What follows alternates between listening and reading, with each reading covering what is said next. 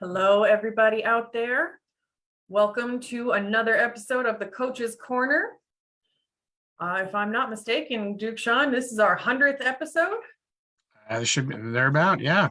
It might be exactly, I might be a little bit off, but we're getting up there. It's been a while and it's been awesome. So Thank you all for joining us tonight.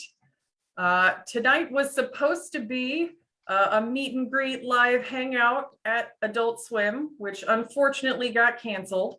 But we have Duke Timothy here with us tonight, as well as some other wonderful coaches to talk about sort of the magic of Aedult Swim and other similar big fight practices and what makes them special.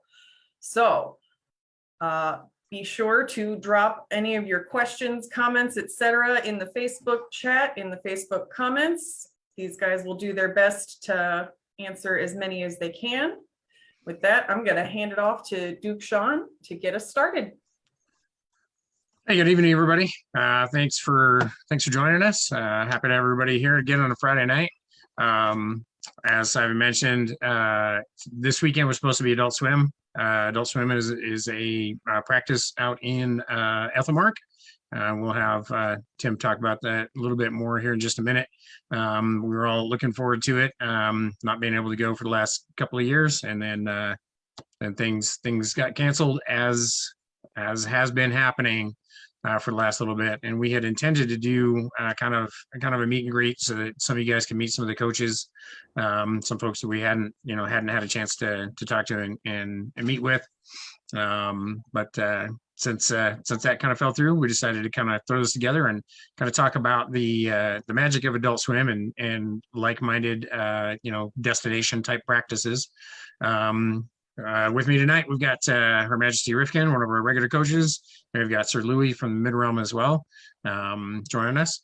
But we've got His Grace Timothy of Arindale, who is kind of the mastermind behind the whole Aedult Swim concept. So Tim, would you like to introduce yourself a little bit and tell us, to start with, what exactly is Aedult Swim? I'm Timothy of Arindale. I've been in the SCA getting awful close to 40 years. It's kept me out of trouble. It's been a heck of a way to spend my life. Aedult Swim is a practice, I think, unlike any other in the society at this point. The last one we had just over 300 heavies and something over 200 fencers at the event, in addition to some A&S classes. Our estimate is over 100 members of the chivalry. I think we had 50 royal peers, and it was something like 50 MODs. But it kind of happened because I wanted to give some of the locals training partners other than themselves. The area of Aethelmearc I'm in, when I first moved here, the nearest knight is a little over 2 hours away. And getting people to road trip to practices was like pulling teeth. So I would, every month and a half, I would drive out to, whether it was the Nutley practice in New Jersey or whether it was one of the big practices down in Atlantia. I'd throw 2 or 3 people in the car with me and show them, look, this is the bigger world out there for fighter practices. If you keep fighting the same guys all the time, you're not going to get very good. And at one of the Nutley practices, I decided, let's try and do instead of taking Mohammed to the mountain, let's bring the mountain to Mohammed. And I spoke with Duke Brennan and a couple of the other fighters at Nutley, and hey, rather than us coming out once every month, 2 or 3 people at a time, can we set aside a weekend and have some, how much notice do you guys need for me to bring 4 or 5 or 6 of you guys out here to central Pennsylvania, where you can work with everybody I can get out to a practice? and His Grace was very, very accommodating. Hey, let's set it up. Let's do this. Let's make that happen. And we started scheduling a date. And then circumstances were quite fortunate. I had a business trip to Dallas. And at the time I was Prince of Aethelmearc, and it happened to be that I met the king and the prince of Onsteora at the time. And Sven was, wait, you want to set up a practice like this? Oh, hell yeah, I'll fly out for that. And everything kind of tipped from there. A word of mouth got out. Other people towards the deeper end of the pool committed, and it snowballed. I mean, it wasn't really a grand orchestrated plan. It just kind of fell in place. One of our barons said that he knew Your Majesty Sean and was reasonably confident he could talk you into coming. And of course, when you came, Duke Brian from the East committed, and I think Nigel from Eldemir committed. And it, like I said, it really snowballed. And then everybody else was, heck, I don't want to miss this. I can't miss this. And so we had this collection of people, some of the best fighters from throughout the known world. And everybody decided to come. But to my mind, what makes Aedult Swim so special isn't just the caliber of the fighters who make it. And we have the whole spectrum from guys like yourself and Brannos, all the way down through the spectrum to guys who just authorized. But I've never once seen a fighter approach somebody at Aedult Swim and say, Your Grace, Your Highness, Your Majesty, would you mind giving me a few passes, or would you mind showing me how this works? And every time that conversation happens, there's always time for the newer fighter. Always. The egos just do not exist, because I don't care who you are. Somebody at this practice is going to have your number. I've fought guys and had them wipe the floor with me, and it's spectacular. I can't say enough about what a training aid it's become. Just, I can work with anybody. How often do I get to fight somebody from Ontir? How often do I get to fight somebody from Onsteora? But everybody shows up here. We had at our biggest one, we had 19 kingdoms represented. We ballparked like 45 states. We had 5 or 6 Canadian provinces. We had people from England, Germany, Australia, Sweden. I think that's all the different countries. But so we literally had people from all over the world make it to this little abandoned warehouse / factory in central Pennsylvania just to share the joy of fighting. And as I said, getting all the people together is one thing, but having everybody who's so willing to work with everybody else is just spectacular. I cannot, it amazed me how it happened that way, because one of my big concerns was you have all these big guns, somebody's going to bring their ego and somebody's going to get their feelings hurt, or, but no, there was none of that. I have yet to see that. Maybe it exists, but I haven't seen it, and I've been looking. Well, it's a maxim of our sport that there's always a bigger fish, right? And really the best fighters in our sport are constantly seeking out the best fighters in our sport. So, you don't go to a place like that to pad your resume. You don't go to a practice like that to get your licks in on the little guy just so you can rack up some numbers. The people who you really want to be able to spend the time with are also like, they're out there looking to get their ass handed to them. Because it's you reach a certain point and it becomes more and more difficult to find that person that is just going to have your number that day, and that person is going to make you go home and give you something to think about, which ultimately is what's going to make you a better fighter. So Well, that's kind of the thing. In the same vein with what I was talking about when I said, hey, you guys got to go out and fight other people. I love my kingdom, but we mundanely don't really travel that much. And it took me the longest time to convince people, look, if you fight the same 5 guys all the time, you're not going to get any better. And even if you're the big fish at your local practice, you're not going to learn anything new. And you're going to fight, say, you fight somebody from Atlantia at Penzic. You've never seen this guy's style. How do you know how well it mixes? And he's going to light you up like a Christmas tree. I mean, the only way I've been able to stay competitive at my age is because I try and I'm still learning. I'll go to Atlantia for a fighter practice. I'll go to the I have a business trip in a couple of weeks to Columbus, Ohio. I'm really looking forward to, because I'm going to get my butt kicked by all those guys. And it took me a while to finally convince people here that, yeah, you've got to travel, you've got to fight other people. And I mean, I've never seen even the pickups at Penzic pale in comparison to what we have at Aedult Swim. And as an aside, that was kind of what finally convinced us that canceling Aedult Swim was the correct thing to do. I mean, I can't think of anything in the society aside from Penzic that is much a super spreader event as Aedult Swim.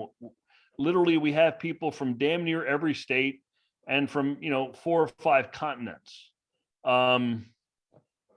It's gonna cause problems, and at least in my local shire, with Aethelmearc's rules, the same people have to interact with we have to have one troll spot, one door, in theory, one person checking all the cards, collecting all the money, checking all the vaccination and membership cards.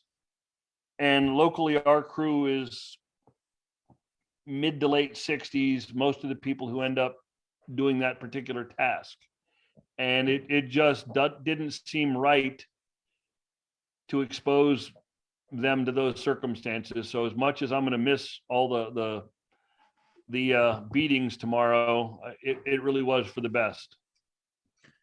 yeah, having 600 people in an abandoned warehouse in the middle of winter, in the midst of increasing virus numbers, yeah, you put all that together, and it kind of makes sense to have to cancel it. So we all miss it. Got all the Facebook memories telling us that 3 years ago I was on my way to Aedult Swim. But it is, I think you're right. It's the right call. And that was one of my observations early on, was that you got things like Penzic, and you have pickups at Gulf Wars, and all the other events, all the big inter-kingdom events. But for just practice, there has never been a greater collection of talent all in one space at one time that is there just for practice. None of the war stuff. There's some of the Penzic pickups can be kind of sketchy depending on how the day was. I know after the woods battle, it gets everybody gets kind of tired and ends up going home. So there's generally not a lot of pickup action at Penzic on that day. But yeah, for something that is just dedicated for just practice with no other complications, there has not been a greater concentration of talent in our history. So, and I know I'm fairly well traveled, and Her Majesty Rauokinn is also pretty well traveled, and I know she was at the first Aedult Swim when we went out there too, and kind of wanted to get her interpretation of what that was like, seeing that many people there for just that purpose. Okay.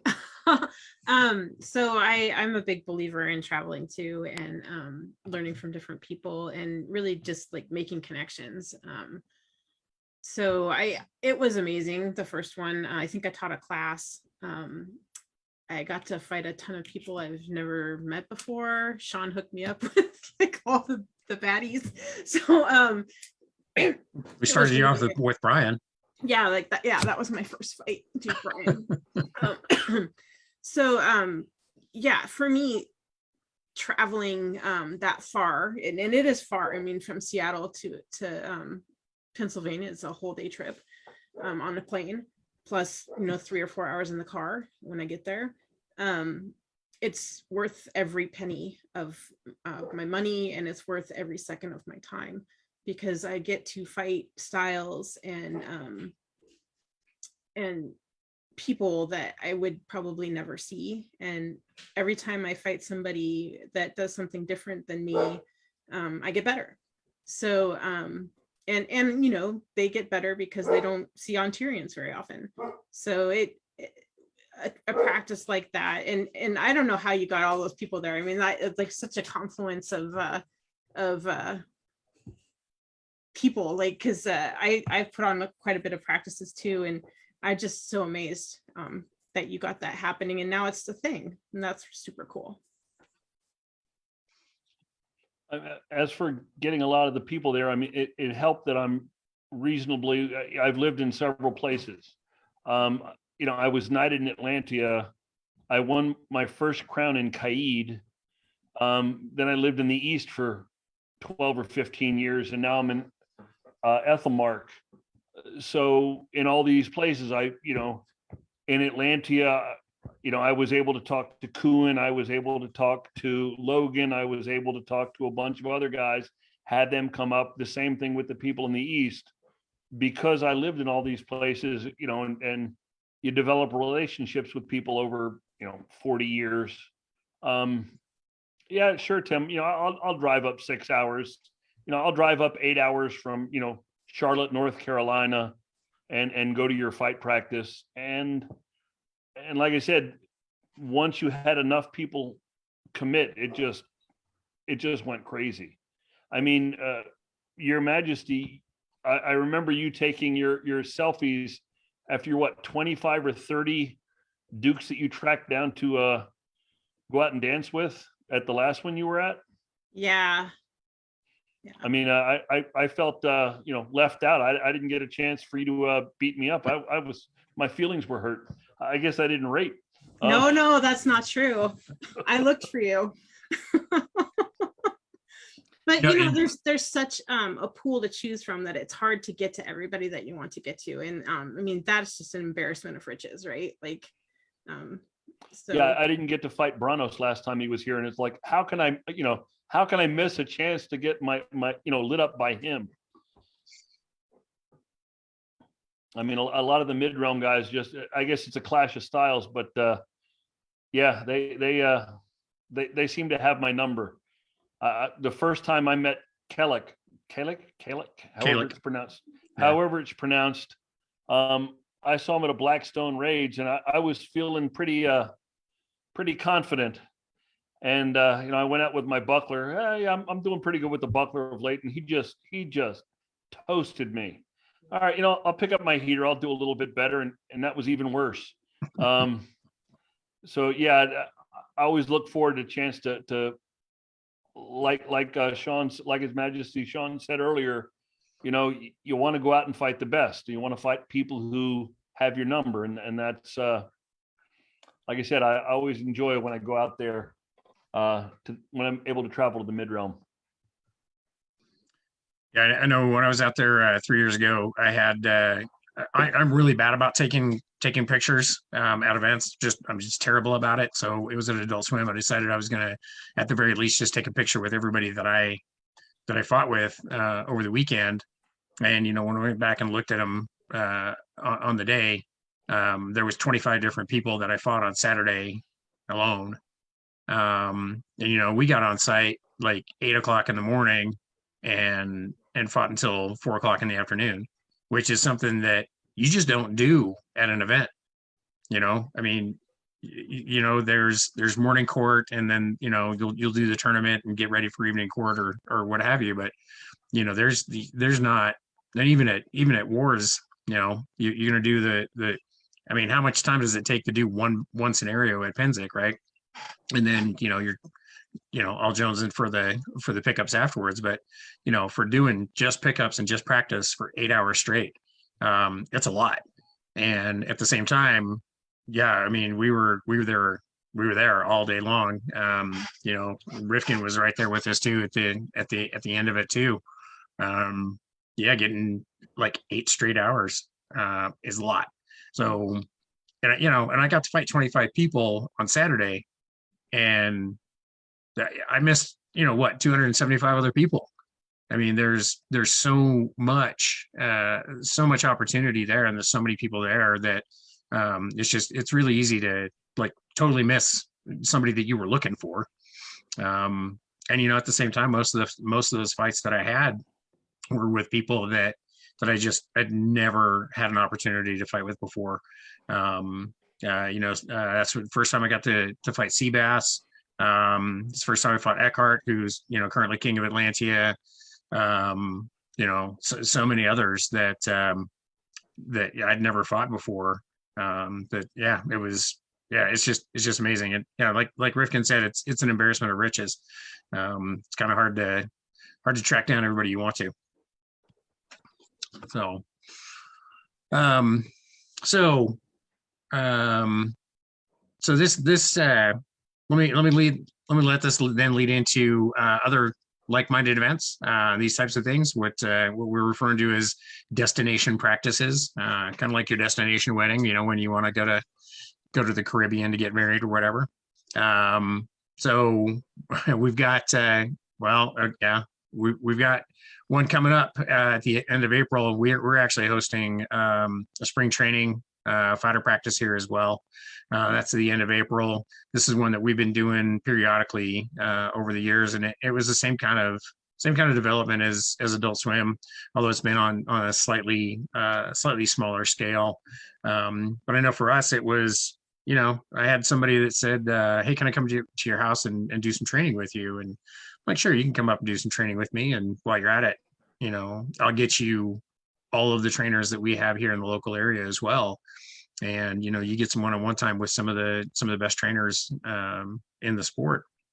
And you know, you make out a call to folks like Rifkin and you know, who again is well traveled and wants to come to this sort of stuff. And so she's been down to our house several times, and you know, we'll do some barbecue and you know, and basically get your stick on. And the biggest one we had so far was, I guess, about 6 years ago. We'd had one practice where Rifkin and His Majesty Sven on tier came down, and you know, it's generally open invitation sort of thing, but you know, we really hadn't advertised that one that much. And you know, after that year, we had a bunch of people that said, "Well, how come I didn't know this was happening? And nobody told me this was happening." And I'm like, "Okay, fine. You don't tell me you didn't know." And so the next year, I like shotgunned it out onto every list that I was on. And next thing you know, the following year, we had 100 people fighting in my backyard. So, which I can do because I've got 5 acres, so we're good. But yeah, we had 100 people fighting in the backyard, and again, it was people from everywhere, coast to coast. You know, Sven came out from Ostiora, Malcolm came out from Aethelmearc. You know, we had people from coast to coast. All the folks from Ontier came down. Kaid, West, Aidenvelt. We had just, and again, when you're able to bring together so many different styles, you know, Malcolm was the one who explained it best when he said there was a lot of lunch money changing hands throughout the day. Because no matter how good you were, you know, you work somebody over, and as soon as you turn around, there's somebody waiting to take that lunch money from you. And that's the beauty of it.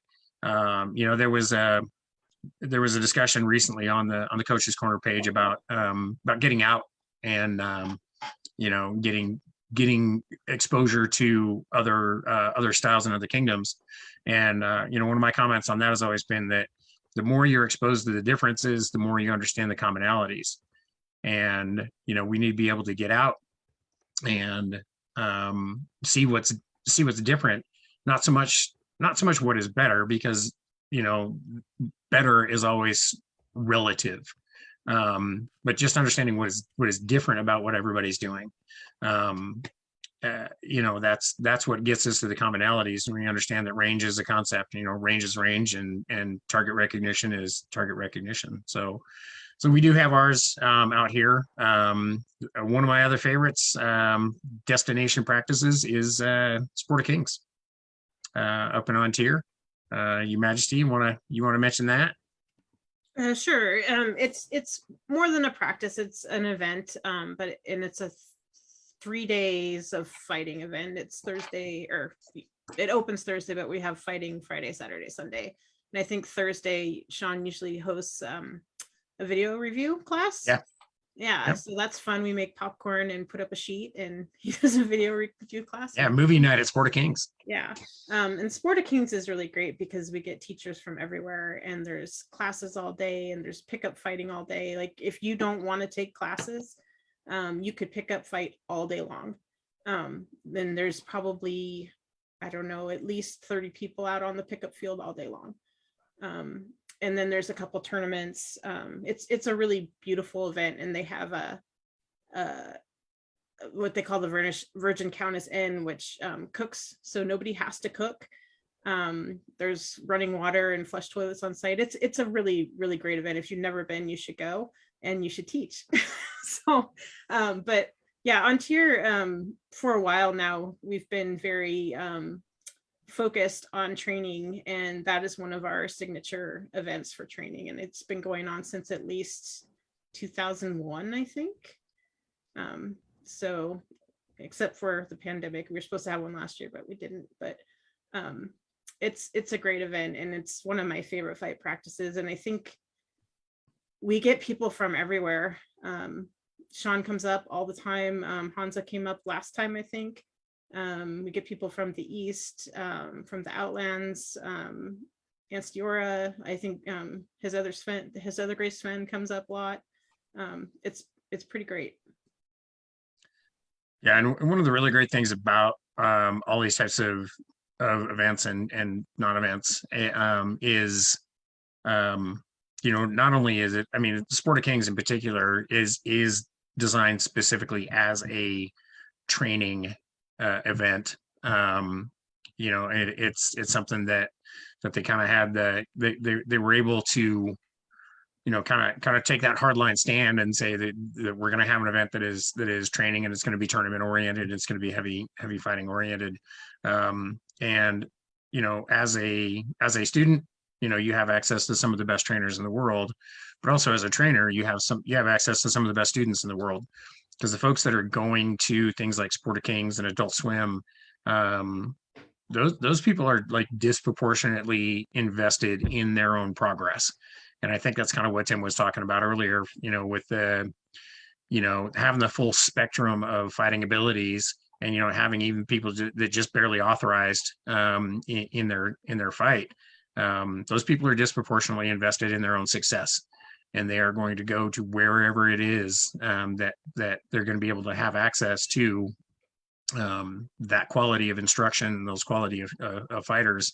And I think that's why we're able to remove a lot of the ego when we go to something like Aedult Swim, because we have so many people, that want to, they want to have the information that we have. I'm always saying that the people that have the information that you need are dying to give it away to people who are actually going to do something with it. And so, yeah, it's not just about, the top quality fights that I get, but it's being able to as a trainer, being able to share that information with people who are really, really excited about having access to that kind of information and are going to go home and do something with it. So I know somebody in the comments had mentioned the 3 Dog Night practice down at Atlantia that Kuhn and Anton occasionally host. One of the other ones that I know of that I've taught at as well is TDU, the Trimaris Duke University. I think they do it twice a year. And once a year they'll invite special guests down to teach. I've been down there, Sagan's been down there, Ron Walder, I think Brannos has been down there. And again, it is an event and it's a weekend that is strictly geared towards training and the teaching of our sport. and I had a great time when I was down there. And again, just the people that are there are all very, very excited about what they're doing. And, from top to bottom, the whole fighting spectrum, I mean, that's, I think it was the first time I got to fight Duke Kern. And I was just really impressed with how eager he was, very much like Tim, how eager they are to get their ass handed to them, right?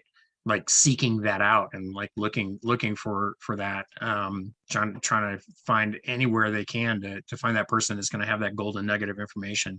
And you just never know when it's going to come from, and it can come from any of these. So Louis, do you want to talk to a little bit about the Shiver Treat there in the middle row? Yeah, about every year or two in the mid realm we'll have a Shiver Treat, and we seem to get some people coming in from out of kingdom as well sometimes, and it's a heavy 1 day focus on getting all the fights that you can fit in, and some training a little bit, people working on different things, and it's a great opportunity to see things that you may not be things that you're not getting at your local practices. So it's just a lot of different perspectives on experiencing different fights. Yeah.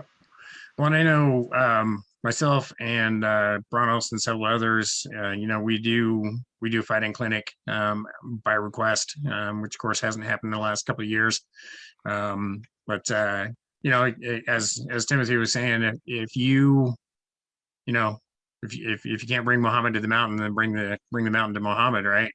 And most of the trainers that are out there are more than willing to come to you, and do a weekend of training for you as well.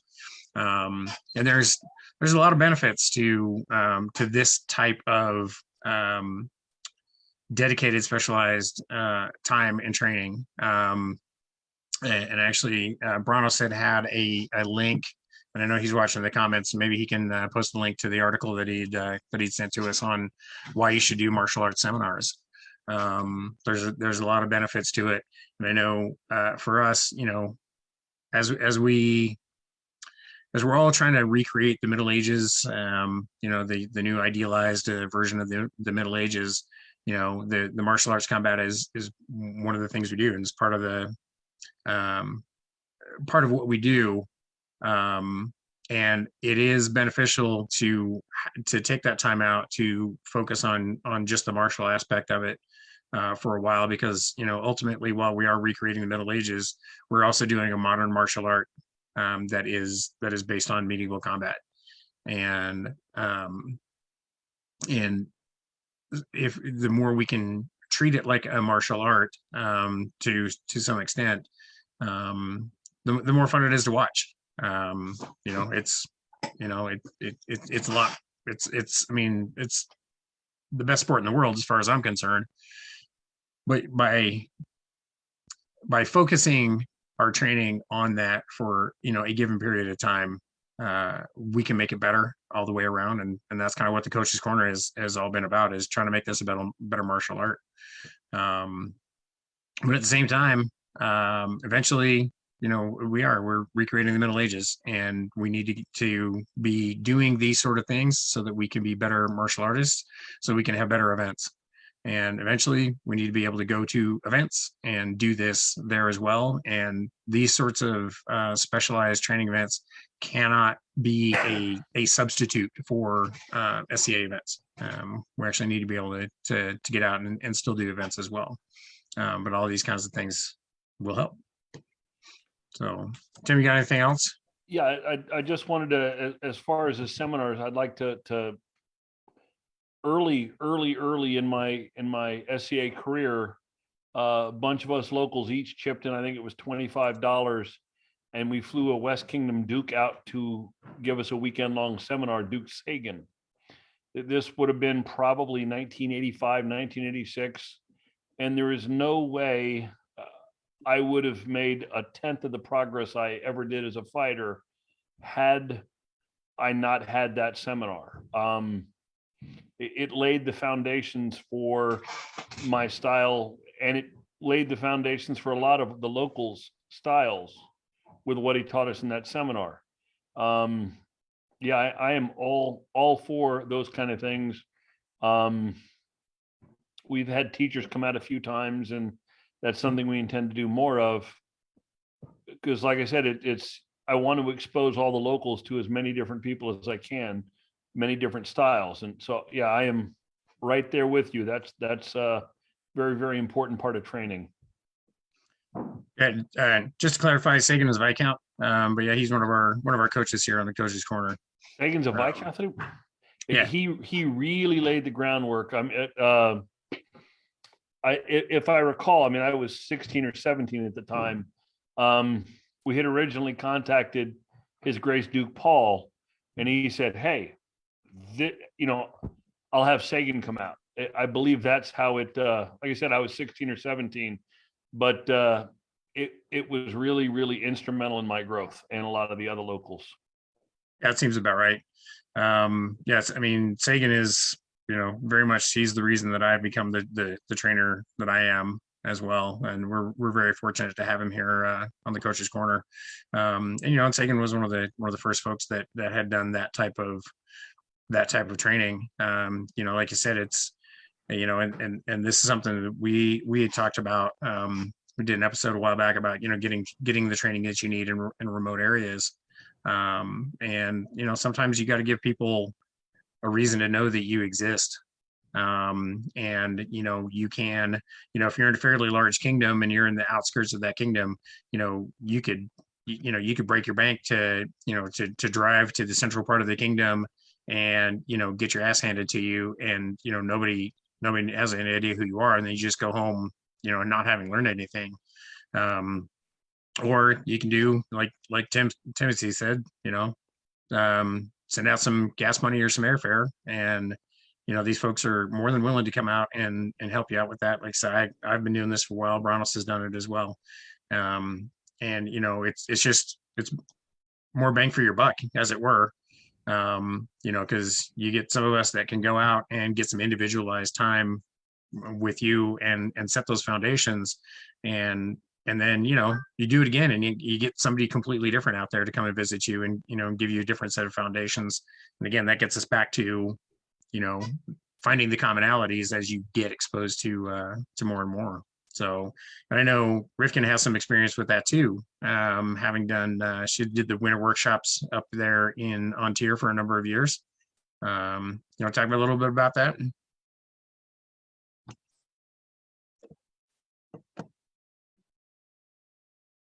You're muted. I think you're muted. Sorry. People always ask how you stay so motivated. And one of the things people need to realize is that when you have things to look forward to, and when you have momentum, motivation follows momentum. And so when you set up classes, or you set up fighter practices or regional practices, and I call it like getting a roller coaster. Like, so what I would do is I would ask Brannos or Sean or Pavek or somebody to come out and teach, and that would be my roller coaster. And then I would advertise it to the kingdom, and we would get 50, 60 people, and Sean or Brannos or whoever would teach for an hour or two, and then we would fight for 4 hours. And it was just, it's such an amazing thing to do, and the kind of enthusiasm that it generates with each other, and the energy, and talking about the different things we're all doing, and knowing that questions are not only okay, they're encouraged. It's just such a great environment for learning and for developing your motivation. So I really encourage anybody that thinks that they need to get motivated, put some momentum into your training, and put these things together, or go to some of these things, and you'll find that it feeds off of each other. Yep. Louis, you've been squired to Brannos. So you've been seeing this for a number of years. How do you see this all playing out over the last couple of decades? So actually not squared to Brannos, but trained with Brannos since my beginning, about 10 and a half years ago. So getting the opportunity to train with people from different areas and different kingdoms, going out to Seattle fight practice, going down to Anstiora and having a chance to practice down there with Sven and their people. Getting around, you get to see a lot of things that you're not familiar with, and that gives you a great opportunity to learn new things. And I always think of the training and learning in general is like you've got all these different things you're trying to learn, and they're like sort of like different like towers of knowledge and understanding you're trying to gain. And when you really start to understand things, you can relate those different pieces of information together, and working with people from different areas really helps focus that. So that's where I see this is where the best opportunities are.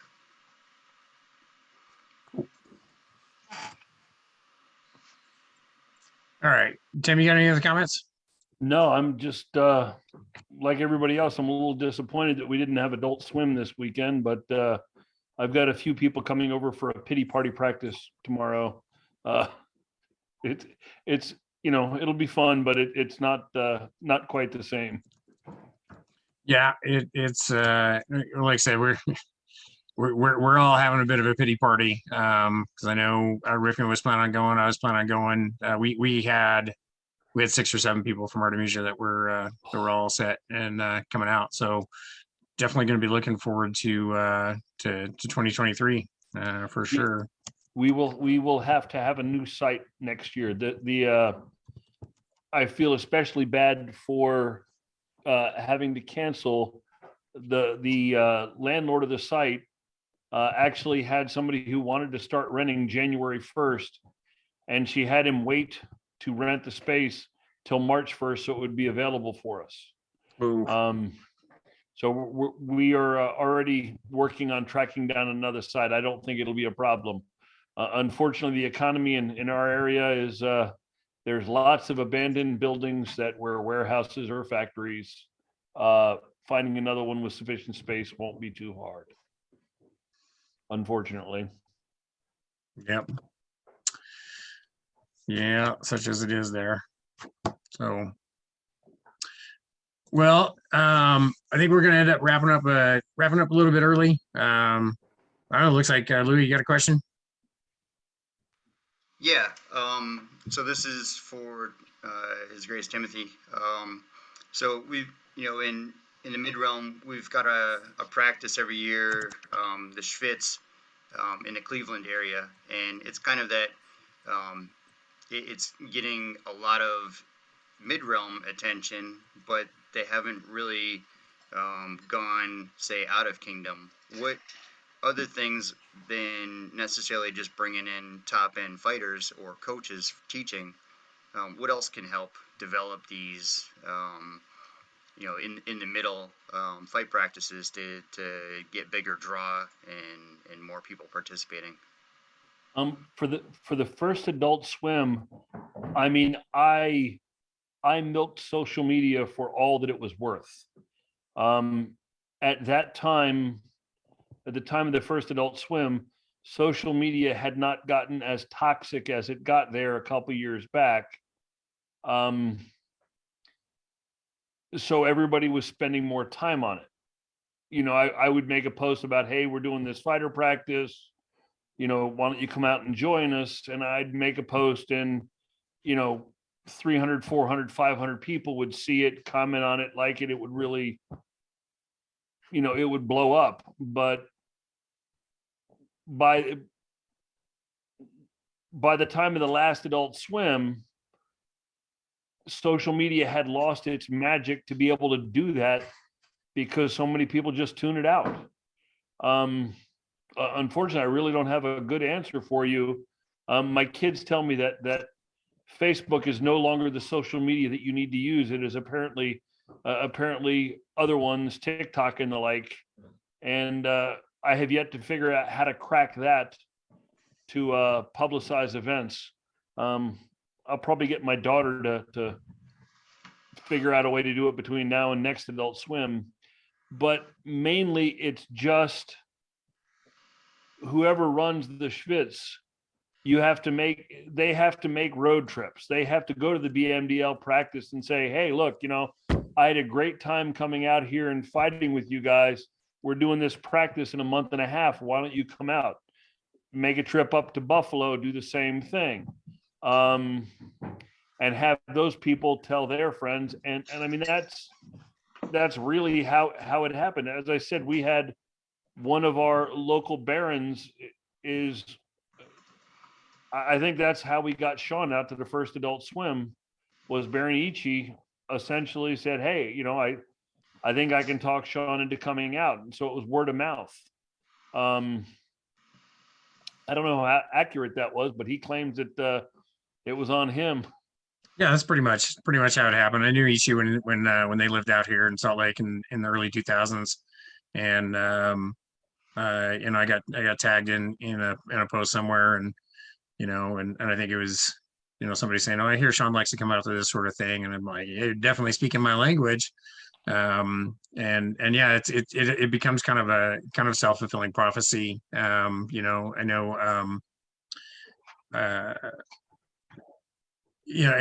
when you have somebody like me, who knows that yeah, Brendan's going to be there and Tim's going to be there, and all the Atlantia guys, and yeah, I called up Ryan and said I'm going to be about 3 hours from where you're at, and I called up Sir Gregor in the East Kingdom, let him know, because Gregor's one of those guys that I always just love fighting with. And you just let them know that I'm going to be that close to them, and they both bring out carloads of folks to join us as well. Yeah, so that's pretty much how it happened. And then of course I dragged Timmer out with me that first year as well. And Timmer's a fun magnet too. He gets out there and just has a great time, and yeah, that's pretty much how it happened. Ichi tagged me in a post somewhere and said, hey, let's get him out. But yeah, so I mean, social media and pressing the flesh. I mean, that's, I made phone calls. I made road trips to practices. There's not any other way to do it. Especially nowadays, we're not really having events. And frankly, I think it is going to be up to all the ambassadors of our sport to get out and about and get people active again. People have spent the last 2 years developing other hobbies. I mean, the ESCA has lost so many people. Yes, there has been some toxicity, but people are finding other things to do with their times. Now that the doctor has cleared me to go out and play, I'm going to primarily be doing it in Kingdom right now, because that has to be my primary responsibility. But I'm going to be pressing the flesh, contacting people, trying to get everybody out back to their local practices once they started having them. I stepped up as Earl Marshal back in January, and seeing all the reports coming in from the local marshals. Yeah, we haven't really had a practice in months. We had 2 people. We had 1 person show up 3 times. We're going to have to do our best, do our little magic trick, and get people to come out and play again. They've moved on to other things. We have to remind them how much fun this can be. Maybe it's only that way in my area, but I don't think that's the case. I think everywhere is going to be suffering from the same problem. Yeah, and that's why we wanted to get spring training happening here at the house this year. and we'd planned that out, last year. And actually, more than a year ago, and we'd had some folks who said, "Oh, are you crazy? You're doing this in April?" I'm like, "Yeah, check the date. It's going to be next year." And we've been saying the whole time too that if for some reason we get another COVID variant that pops up that starts spreading like wildfire, if it's not safe to do it, then we're going to cancel as well. But as it is, with the Omicron variant kind of subsiding a little bit, it's looking like we should be able to, and we'll be outside for the most part. But it's, we wanted to be able to get, like Timothy was saying, to get people back together again, because this is something I'd been saying about, ESEA, or online virtual events for the longest time, is that the virtual events, the virtual, connectivity that we have, it is not better than having live events. It's just better than not having anything at all. And I think when we can actually get people together, I know we've been pretty fortunate during this reign to actually be able to have in-person events. We had a couple that were canceled, but we've been able to have some in-person events that, when you get back together with people and you're reminded of how much fun it is to actually be with people again. So that's a huge part of this, in getting things started again. So we actually had a couple of questions come in about how to get something like this going, and we touched a little bit on this, but I think, one of the things about it is, you kind of have to mitigate your expectations to some extent. Find a place, ideally on a weekend that has minimal amount of conflict. One of the reasons that we do spring training when we do is because it is this year it's the fifth Saturday of the month. And in our kingdom, we don't schedule anything on the fifth Saturday of the month because it's never in the same month. So it's not an event. It just happens to be a free weekend. So that definitely helps. But we had back in June, Rauokinn actually was up in Montana for some family, and knowing that she was going to be up there, she had some time to make practice. So we got on the Facebooks and we made practice happen for her up in Bozeman, Montana, of all places. And it was just we just you throw it out there on Facebook, and the Facebook algorithms, kind of to Tim's point, was Facebook algorithms are shady at best. I mean, sometimes you actually have to reach out and actively invite people to get to some of these things. But for me, I knew Rauokinn was coming to town, and I was going to make the trip up there to get some fighting time with her. And if it ended up being just me and her and maybe a couple other folks, that would be fine with me. And that's kind of what you have to look at. You can put these things out there. Scheduling and timing can be kind of harsh. The farther out you can schedule something, the better off you're going to be, for sure. But you can have regional fighter practices and this level of talent coming to Milton, Pennsylvania, or Bozeman, Montana, or the location really doesn't matter as long as it's reasonably easy for people to get to. And when we were making practice for Rauokinn, because that's where she was going to be, so we make practice for her. It happens to be a part of our kingdom where there are a number of people that it's a pretty easy place for us to get to. So that's part of it, is schedule it as far out as possible, even as much as a year out, and then mitigate your expectations. And if you can get one or two key players to show up, if you get a couple of big names, then yeah, that helps. That is going to have some draw for some other folks. But if nothing else, you at least get those couple of big name fighters that you have that are there with you as well. Rauokinn, you had some more on this?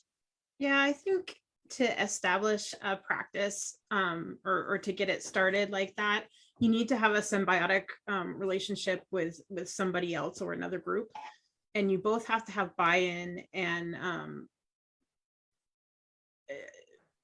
be able to say, hey, if you go here, I'll go here, and you have to trust each other that that's going to happen. because one of the reasons why I think the Bozeman practice worked is because, you know, if somebody was coming to Ontier, I would get people together to go fight them, even if it wasn't in Seattle, if it was somewhere else. And so I know I'm going to take my armor out there, and not only is Sean going to show up, and Sean's enough for me, but I know other people are going to show up because we have reciprocation and it's a symbiotic relationship. And we do that in Kingdom too. So if you're trying to develop, you know, because you can go for broke like Tim and have this international practice, or you can start small and build. You find another group who, you know, might be 3 or 4 hours away, and you guys can meet in the middle, or you know, you can say in March we're going to meet here, and then in April we'll meet there. And as long as you are reliable and you keep your word and you guys can trust each other, those things will build. And so I think that is sort of a key to getting something started, is finding. When you guys had that Spokane practice, Yeah, a couple of years ago, and you know, we had people from Avical and Artemisia and Ontier. I know right before the COVID hit, we had a big plan to do practice up in Missoula, Montana. There were a bunch of folks from Avical and Ontier and all over that were going to be coming out to that, and that was one of the first casualties of of the COVID years. But yeah, the location really doesn't matter, as long as you, like you said, you have that buy-in from a couple of key folks, and you know, you got to know that the people that you know are going to be there is going to be enough, and anybody else that you get on top of that is going to be a bonus, you know. But you know, if there's a practice where Sven and I are at practice together, people are going to show up for that. Yeah. So, and I think we had a couple other questions too. Sorry, I got to kind of filter through here. Louis, did you have something? Yeah, I wanted to add, so having the local practice here, you know, especially with Brannos and Raumwalder, we draw a lot of people from out of our area. You know, people drive sometimes 4 hours to come to practice on a Sunday, but over, you know, a lot of years, I get to see how our local people get to benefit from all the people traveling to our practice as well, which is huge and has a lot of impact. So I would just say, you know, if you have the opportunity to get out to some other practices, that makes a big difference, not just for you, but for the people at the other practices. And people are, you know, it could be a little bit costly, but you can reach out to people, and it's amazing how easily it is to get crash space. If you're willing to go somewhere for, you know, a couple hours away to a practice, it's pretty easy to find somewhere to stay, you know, free with friends, and then you get to learn and you know, meet people and get to know people better. Yeah, one of the questions that we had that came through was, do you think having the event as a multi-day event really contributes to potential success? It definitely. I know, you know, again, at the last Aedult Swim we were at, you know, Saturday morning, we show up 8 o'clock in the morning, get all our stuff on, all perky and ready to go, and like, you know, hammered on people for 8 hours straight. And then, you know, Sunday morning, we're coming in a little more gingerly, you know, not quite as spry at 8 o'clock in the morning, but, you know, we were still able to get a solid second day in fighting. I know, you know, when we have practice here, we usually do it at the house on Saturday night, or on Saturday. And I'll put some pulled pork in the smoker, and, you know, let people, you know, get a whiff of that as it's wafting through the air while they're, you know, beating the crap out of each other. And you know, yeah, we'll usually have some food porn going on. We'll you know, do some cooking and have everybody hang out and watch some video. And then we have a local park in Salt Lake City proper that we'll do Sunday practice at. And, you know, by having a couple of different days, you know, people can get as much fighting as they want. and and they may not be able to make Saturday, but they can make Sunday for various reasons. So that definitely helps. I know when I do my fighting clinic, I usually plan on 2 days for that. Saturday, starts with the lecture, and then we do some evaluation fighting. We get some video. I do a video review class on Saturday night to teach people how to analyze video, and then Sunday is where we're actually going to start working on how to fix things. And we'll go through some drills, and and I'll teach some of the classes that I have that are kind of tailored to the needs of the local group. If I'm noticing that a lot of people need some help with their stick mechanics, then I'll teach that class. But Sunday gives us that opportunity to actually start working on things and get into the training mode a little bit. And it also gives me an opportunity to fight as many people as I can over a given weekend, because I certainly can't fight everybody, but I try to hit as much as I can. I know one of the winter workshops that I went to with Rauokinn up in Ontario, I think the first one I went to, there was like 56 people in class. And when I looked at the video later, over the 2 days, I was able to fight like 33 people. So that was a pretty good sampling of the folks that were there. And it was a lot, but definitely worth it for me. And being able to, and that was, that's not just 2 or 3 fights and then running on to the next person. That's doing a series of fights and then doing a breakdown and working on stuff. So having that extra day definitely helps. So yeah, it can, and and especially if you have a 3-day weekend available, and that was the nice thing about Aedult Swim is being on President's Day weekend. It's a federal holiday for a lot of us. I had it all planned out to, we were gonna hit some time in Philly and do some touristy stuff and have time to fight all day Saturday, all day Sunday, and then take our time coming home on Monday. So having a 3-day weekend certainly helps that.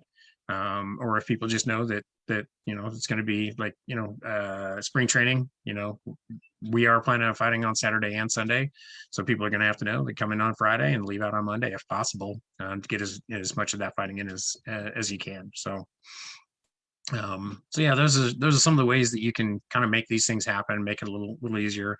Being able to arrange crash space for people is certainly helpful. I was just talking to Lily and Sive, and I got them set up for some crash space for spring training.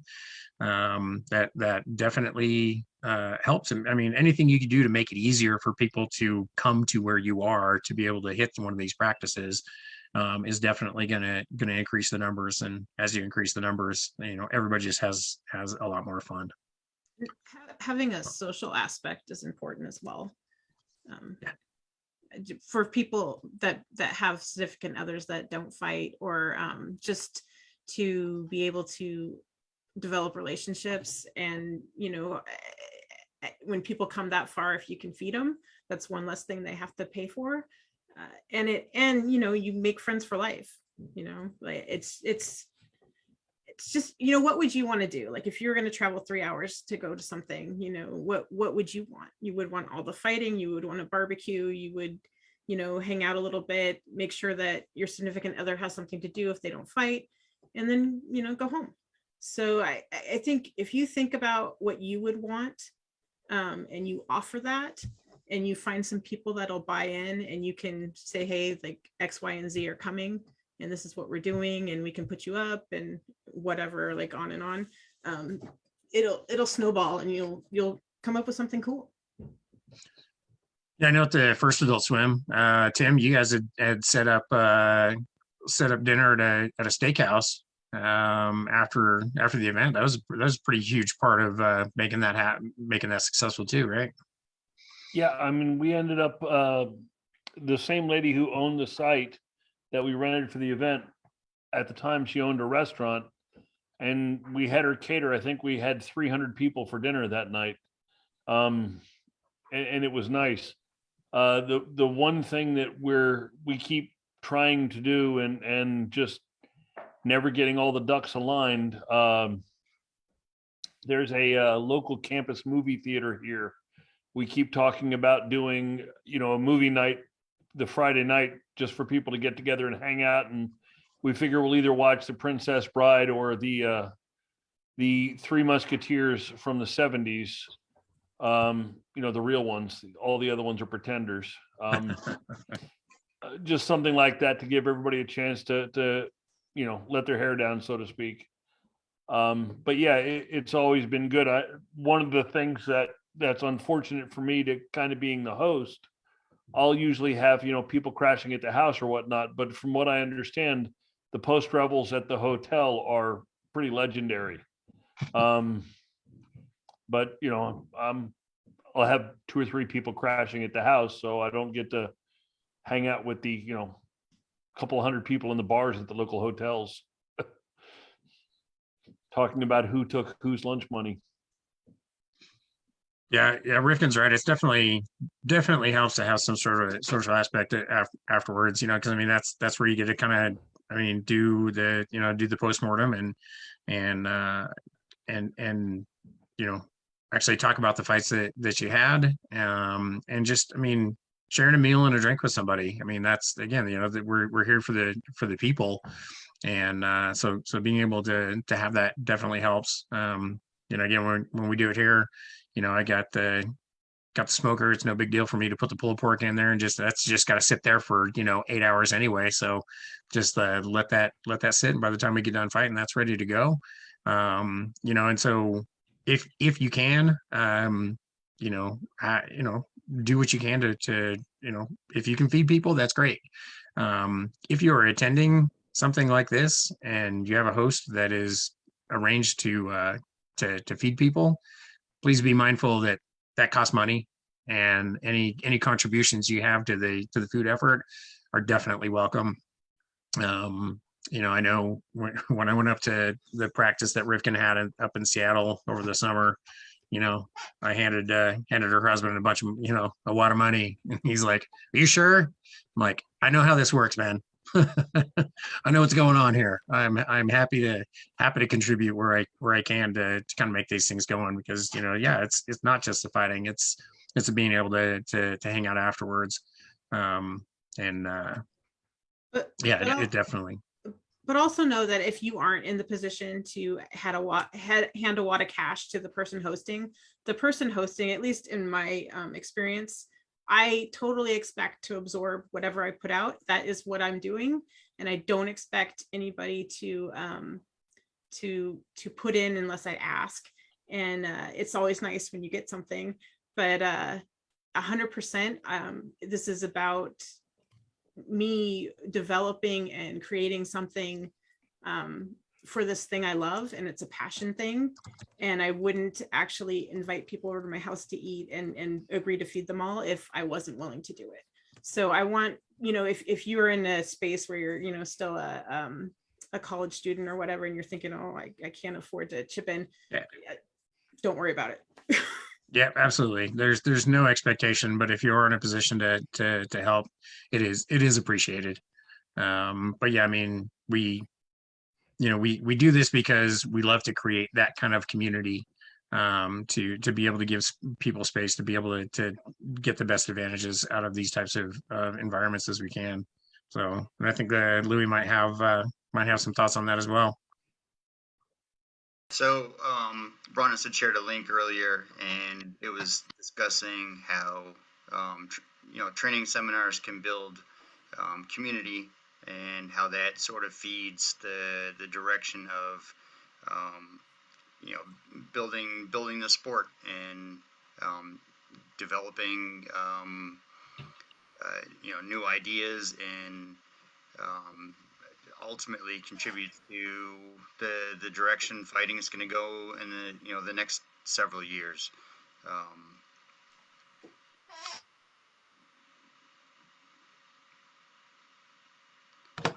Sean, you have any more to add to that? Yeah, it's about community, right? We are very fortunate in our martial art that that part of what makes our martial art as special as it is the community. And it is a community that I think is very different from other martial arts, where you go to tournaments and other martial arts, and you might run into one or two of those folks that are going to make you a better fighter. But I think I think our community is much more important to us than it is in some other martial arts. And and all of this contributes to what I've always referred to as the evolution of our sport, which was mentioned somewhere else in the comments there too. The evolution of our sport is such that if you think about it, the fighting that we do today should be better than it was 56 years ago when they had that party in the backyard. And to a lesser extent, it should be better than it was 30 years ago. And to an even lesser extent, the fighting we're doing now should be better than it was 5 years ago. And everything that we do to enhance this community and to get us all together and to share that knowledge base and to share that the information sharing. When you go to something like this, when you go to Aedult Swim or spring training or TDU or Sport of Kings, you can literally feel the sport getting better over the course of a weekend because you have so many people from so many different places that are just so freely sharing all of their information. As Tim mentioned earlier, totally free of ego, just being able to put that information out there and have it used and evolved in whatever way it is to make our sport better. And honestly, that's what we've been trying to do with the Coach's Corner as well, is being able to kind of get this out to using the social media to be able to get this out more, to get this type of information available in places. We've been able to do that in ways that we just couldn't before. When Brannos or I or some of the other trainers that we've had on, we'll go and spend a weekend someplace. But now we've got all this information out there, and we've got people in Drachenwald that are changing how they're doing training because they have access to what we've been sharing on smaller levels for a long time. Even our virtual Sunday practice that we've been having, where we start out focusing on footwork, and then we talk about some other drills and techniques. We've got people all over the world joining in, and it's really neat to watch how that grows and how people feed off of that. Oh. All right, well, we're coming up. I thought we were going to end up going early, and we will just a little bit, but we had some really good questions that had come in. So just want to wrap up some final thoughts. Rivkin? I just want to say, take every opportunity. If you're passionate about fighting, make it happen for yourself. Even if you're an introvert, you put yourself out there, you go and you're going to make friends, and you just have to get over yourself a little bit. And then once you're there, everybody's in love with the same thing, and it's just a great time. So put yourself out there and, get your momentum going, and that'll rev up your motivation. All right, Tim, as the architect of this masterful event there, any final thoughts for you? No, my thing is, as I said earlier, I think rather than concentrating on the next big event, I think we all have to be ambassadors and go out there and remind people how much fun this sport is. I am terrified. Terrified is not the right word. I am afraid for how few people are still going to be around. People have just changed their interest over the last 2 years, and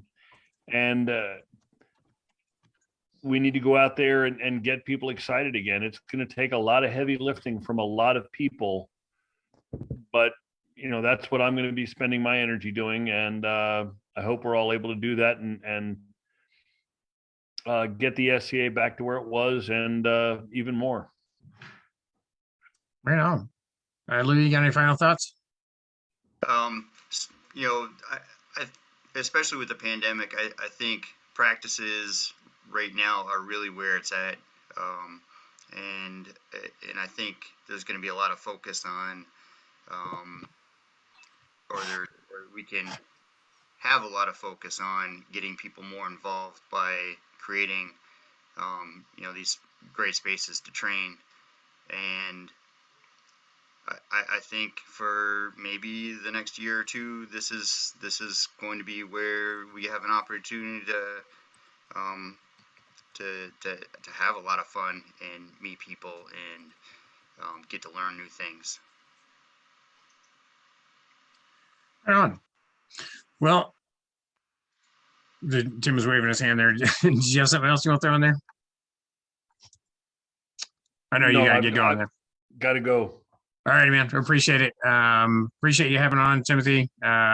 Rifkin, Louis, appreciate you guys as always, contributing to the conversation there. Next week, we've got an episode that's coming up. It's going to be Elephant on the Room, and it's going to be how to bridge the gap with other medieval groups. There are several other like-minded fighting organizations out there, and over the years, we've had some difficulty working with some of those groups, and so we're going to be talking about how to kind of bridge the gap in that, and understanding that they're not really mutually exclusive. I mean, you got some of the foam fighters, and you got some of the lifesteal folks. I think we're going to have Duke Sven from Steel on there. Duke Havork is going to be joining us. He was with Dagahir.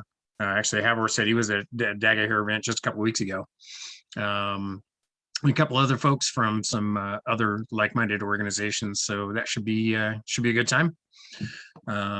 So otherwise, thanks everybody for joining us. Been a really great discussion, and we're all missing Aedult Swim, and hopefully we'll be able to hit that next year. And if in the meantime, get to what you can, and local practices are great, and if you can arrange for a regional practice, that's again contributes to the evolution of our sport as well. So thanks everybody for joining us. Everybody have a good night.